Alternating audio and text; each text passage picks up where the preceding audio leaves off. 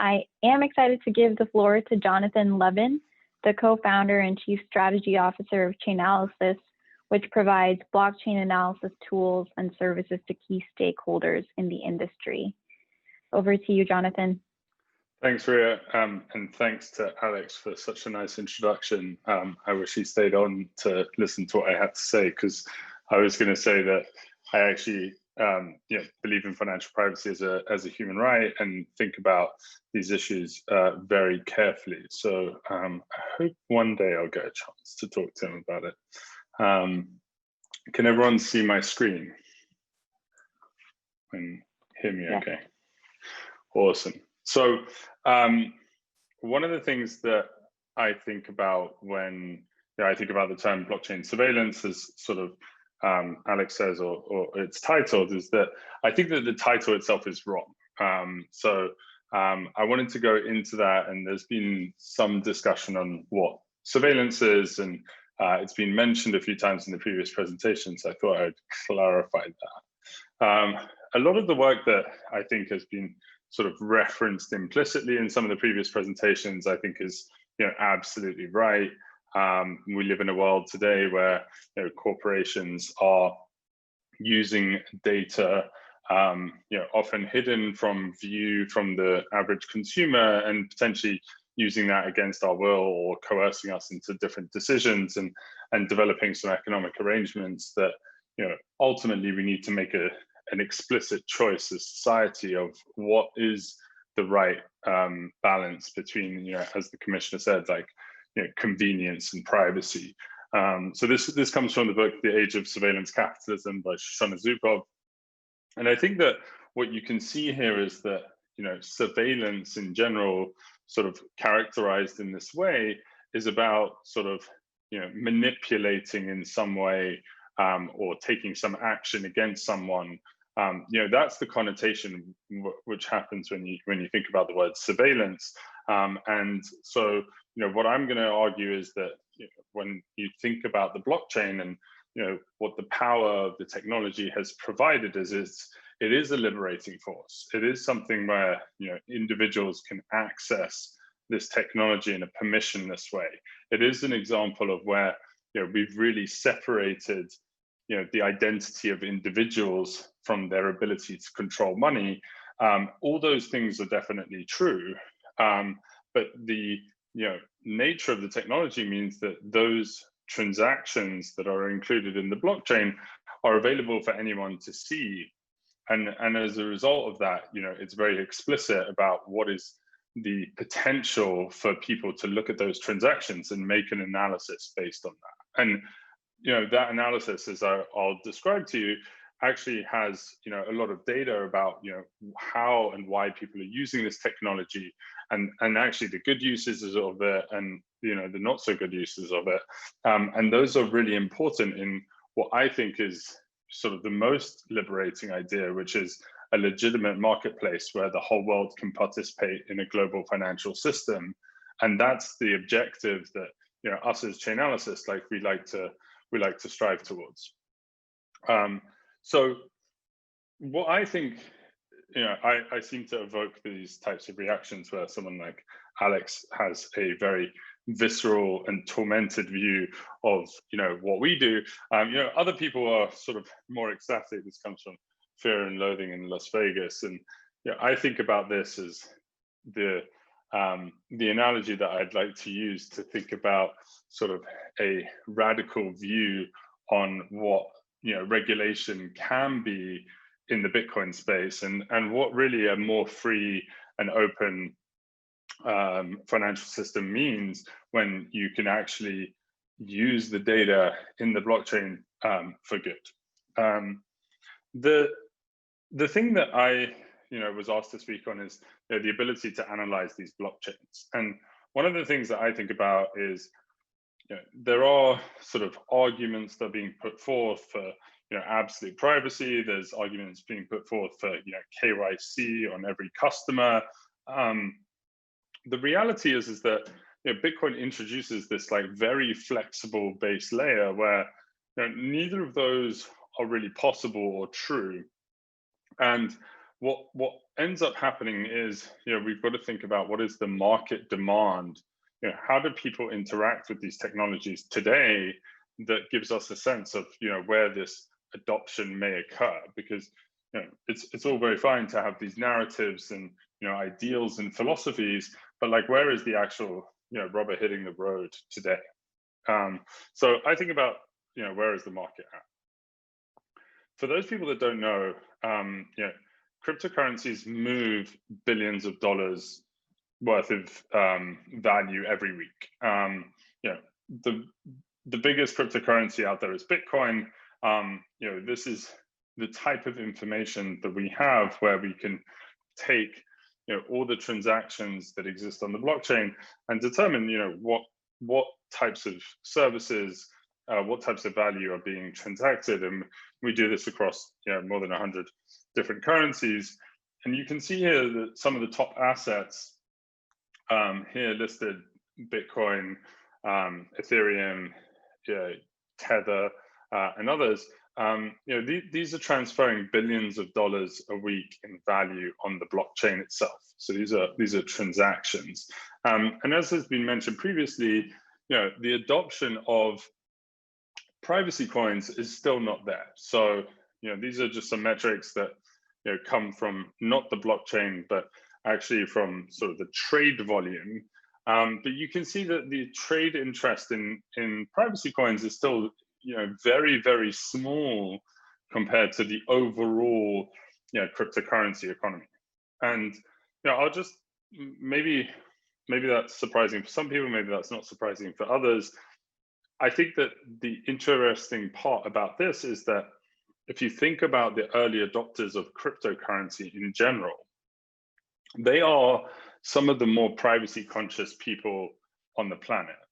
And if you think about some of the illicit use of cryptocurrency or the criminals who are typically early adopters of these types of technologies, you're still seeing like relatively low adoption of privacy coins in this market. So most of the people that are using cryptocurrency, to the commissioner's point this morning, are interested in financial returns or are interested in an asset that's easy to use or that has global liquidity, or in the case of Ethereum, the potential for smart contracts and lending and other types of use cases. And so, that's not really happening on the privacy coins themselves. And when you think about even the privacy feature usage on Bitcoin, it's still low. So, what Chainalysis does is really maps, transactions that happen on the blockchain to, the services that people are using to access the blockchain. And what Alex said is right, and I think is a very important point for Bitcoin, is that on the base level, anyone can access Bitcoin, and there is no intermediary that sits in the middle of a transaction. That is how the protocol works. But in reality, once we track the data, most transactions are brokered by an intermediary for people who are accessing this cryptocurrency. And so if you think about, if you look at the graph on the left-hand side, you can see that most of the Bitcoin that are sent last quarter, 80% of that is sent from exchanges. There's some sent from other services. Those would be stuff like merchant services. There's a little bit what we call asset generation, which is going to be the creation of new Bitcoin, otherwise known as mining. And then you've got this 5%, 3% in risky services and 2% in illicit services.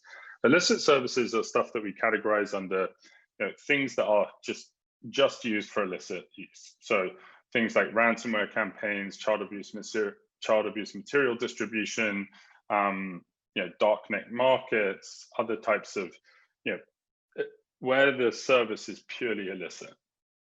Risky services are things like, I'd put something like Bitcoin mixing in there.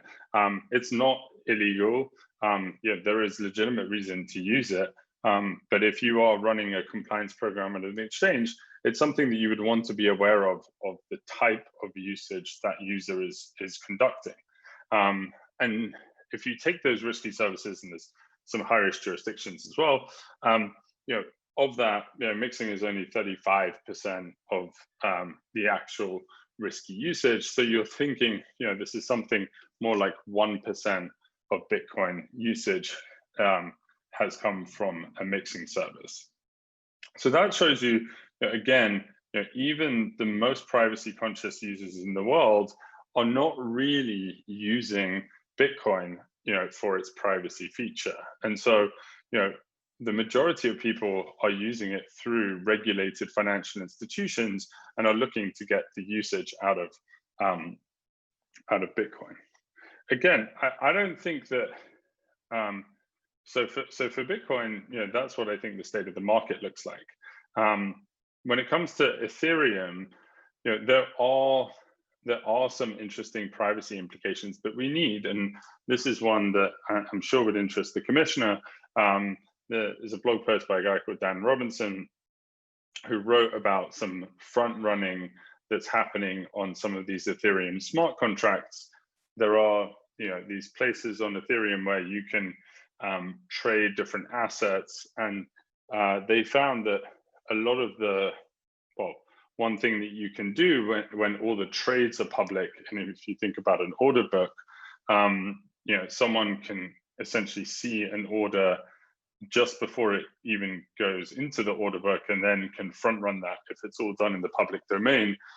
Clearly, there is a lot of need for these types of privacy features for this financial innovation to really occur. So to see real institutions get involved in decentralized lending or these automated market making contracts or other types of innovation, which I think are really interesting and important. There's clearly going to need to be some innovations on the privacy side to prevent front running and other types of market manipulation, to ensure that there's actually an open market for everyone. When it comes to what Bitcoin privacy even means, I think there's also just a kind of a misunderstanding of what the privacy implications of blockchain analysis are. What we look at is what is the type of activity that is involved. We're not necessarily looking for the individual who's responsible for these transactions, and what we look at is has money sat there for a long time? Is it used as an investment? Has it been lost? Is it being used for trading activity? And so these types of use cases, particularly on the investment and trading side, people are entrusting their financial privacy to the intermediaries they use to access Bitcoin. When you go and buy Bitcoin from Coinbase, Coinbase needs to know who you are as a customer. They want you to be able to recover your account. They need to meet their Bank Secrecy Act obligations. When Fidelity is looking at a counterparty, they're going to do enhanced due diligence and other types of things to meet their obligations. And for that, you entrust Fidelity to be able to keep that data private to the extent that you need to.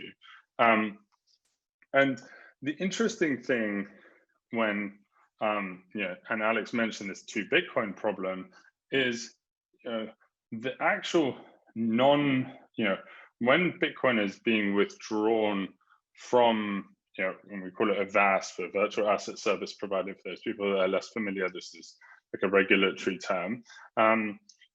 It's not actually circulating that much, where the velocity between the exchanges is very high. So a lot of the trade transactions on the blockchain are going sort of between these regulated financial institutions. This is not a very big concern for regulators, but neither is the concern of sending to what's labeled as an unhosted wallet, something I'm not sure if that term is that useful. A non-VASP wallet might be a better term, but the idea here is that actually people are withdrawing money from these VASPs and keeping them in storage for investment, rather than creating a massive payment system that is beyond the purview of regulators. So this is something that what I think is important here is also not just creating narratives, not just creating theories, but really looking at the data about how Bitcoin is being used today, how this technology is being adopted, so that for me this is about blockchain analysis rather than surveillance. And another good example of this is we've just launched our market intel site, which is our macroeconomic research focused on what is going on chain. Again, this is about informing broad trends about broad trends about what's happening in the industry. A good example of this is like looking at the real world use of crypto in Africa and seeing that as a share of transaction volume that we can consider retail. Africa is a very large portion of that, and that would indicate some degree of usage for remittances and other sort of payment purposes. The case that I want to close on is, I think a really important case for all of us at this conference, which is, I believe that cryptocurrencies can provide better financial privacy in the modern world, and it can concurrently make the fight against financial crime easier.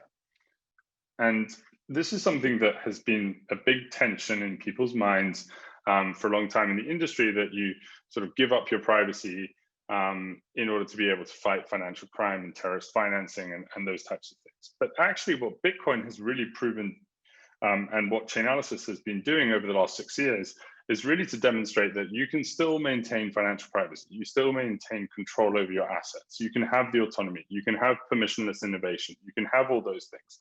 And we can continue to solve the most important cases that come across society and eliminate those threats in ways that sometimes are far more efficient and effective than traditional finance. A good example would be the Twitter hack. This is an example where some teens hacked into Twitter, took over some celebrity accounts, ran a Bitcoin scam, and within 16 days were arrested. And you could see that on the left-hand side, you had some people buying Twitter handles from an intermediary, and then also paying sort of one of the masterminds of the operation. And here, it was easy to be able to see the connection to the exchanges. And in this case, it's not that Chainalysis has all the individual identities of the people involved. It's that legal process is served to regulated financial institutions to be able to get the account information where there is a level of suspicion, where we have a governance structure that oversees how this information can be passed from private institutions to law enforcement, and arrests can get made. Just quickly, DPRK, North Korea using cryptocurrency, stealing it from other users of cryptocurrency. Again, there was a civil forfeiture action a few weeks ago, where this very sophisticated laundering operation, completely unraveled and uncovered, and collaboration between these financial institutions and law enforcement meant that we could get after and put forfeiture in place on cryptocurrency assets. And then the last thing I'll say is that on the Welcome to Video case, this was at the time the largest child exploitation site by material stored, found by law enforcement. Very, very quickly we identified the individual who was responsible for administering the site, rescued children who were in danger, and made arrests on 338, and the number keeps rising, users of the site who were paying for this material in cooperation with law enforcement partners around the world. So again, sort of going just from a cryptocurrency address that was published on a website to using the authorities in these different jurisdictions, in these different governments, to really go after these types of cases very quickly, I mean, this case was built in less than 5 minutes, really is a demonstration in, financial crimes can be mitigated, and people can be in control of their own money, and it can be used globally across the world. So I love how people are closing with quotes today.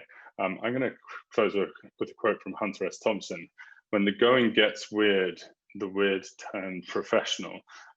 So I think that this is a technology that permits massive innovation in terms of financial engineering, financial inclusion, the potential for a global financial system. And that was definitely a weird last 10 years. But now the weird are turning professional, and I think that cryptocurrencies are entering the mainstream. You can find me on Twitter, you can find me on my email. Thank you.